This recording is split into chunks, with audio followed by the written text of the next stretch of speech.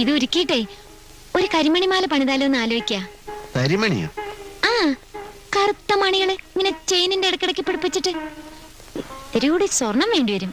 എന്താണ് ഈ കരിമണിമാല? ഞാൻ കണ്ടിട്ടില്ല. പണിപ്പിച്ച് തന്നാ കാണാലോ. അല്ലെങ്കിൽ ഈ മാല കഴുത്ത് കിടക്കട്ടെ, നമുക്ക് പുതിയ സ്വർണം വാങ്ങി പണിയിക്കാം. അതാ നല്ലത്. ഇനിയിപ്പോ പ്രീതിയുടെ കല്യാണത്തിനാവട്ടെ. അയ്യോ, അതുവരെ കാത്തിരിക്കാൻ എനിക്ക് ക്ഷമയില്ല. നീ ഭക്ഷണം എടുത്തു വെക്ക്, എനിക്ക് വിശന്നിട്ട് വയ്യ. ഇത് പറ. ആലോചിക്കാന്നേ, നീ ചെല്ല്.